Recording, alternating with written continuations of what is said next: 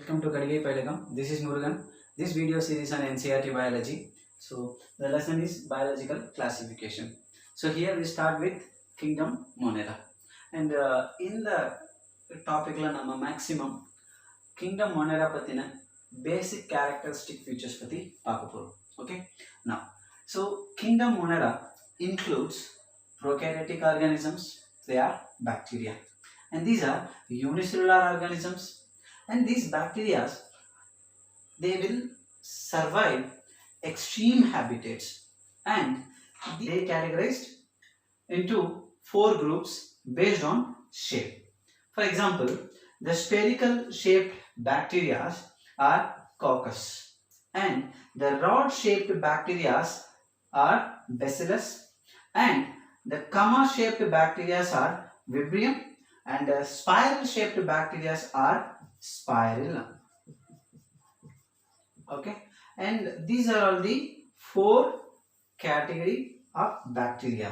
They are categorized based on the shape. Okay, so coccus is example for spherical shape, bacillus for rod shape, vibrium for comma shape, and spirillum for spiral shape. And the most important feature is their nutrition. Mostly bacteria are autotrophic as well as heterotrophic organisms.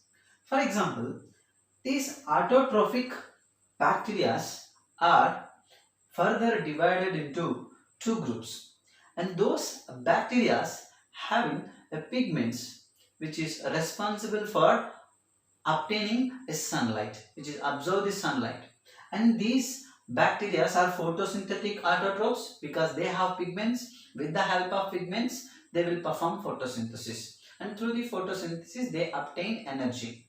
And those are not having a pigments, so there is no pigments in certain bacteria, and these bacteria are chemosynthetic autotrophs. So they are obtain energy from organic or inorganic substances. So here the basic difference between photosynthetic autotrophic bacteria and chemosynthetic autotrophic bacteria is the pigments. In chemosynthetic autotrophic bacteria doesn't have any pigments. And another group of bacteria are heterotrophic bacteria. So these bacteria are not synthesize their own food. Heterotrophic bacteria are depend other organisms for their food, and they maybe depend other dead organism also. And these heterotrophic bacteria are saprophytes and parasites and symbionts also. So we know maximum bacteria are saprophytes, and some bacteria which are parasites, they will cause disease. And symbiotic bacteria like rhizobium. So we know rhizobium is the symbiotic bacteria which is associated with leguminous plants for nitrogen fixation. So here we discussed their mode of nutrition. Based on their nutrition, they are divided into autotrophic and heterotrophic. Under autotrophic, they are further divided into photosynthetic autotrophs, chemosynthetic autotroph. The difference between photosynthetic and chemosynthetic is pigments.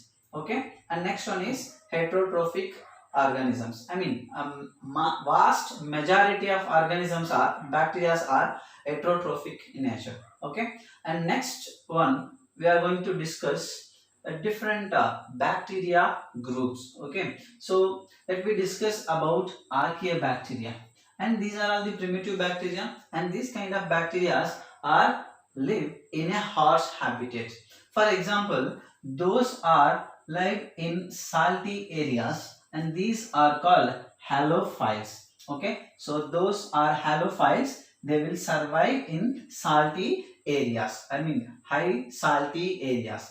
And next type of archaeobacteria are thermoacidophiles. These are surviving in very hot springs. Okay, so next one is marshy areas. So those bacteria survive in marshy areas. They are called methanogens. So here the archaeobacteria are three types. One is halophiles, which are surviving in salty areas, and thermoacidophiles, which are alive in hot springs, and mechanogens are in marshy areas. Now, the very important characteristic feature is they are cell wall. So, other bacteria are different from the archaeobacteria based on the cell wall structure, because these archaeobacteria which is surviving in this kind of harsh habitats due to the presence of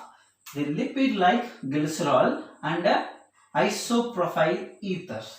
The presence of these substances in their cell wall, archaeobacteria is different from other bacteria. So here this is a very important point we should remember. So we can expect a question, what is the difference between the archaeobacteria and other bacteria? I mean, what is the characteristic feature which is differentiate the archaeobacteria from other bacteria? Those are the bacteria which are surviving in ruminant animals like cows and buffaloes, and these methanogens which are responsible for the production of methane from the dung. Okay, so these are all the points which is very important for examination point of view, and we will discuss next type of bacteria, eubacteria, in the next video. Thanks for watching.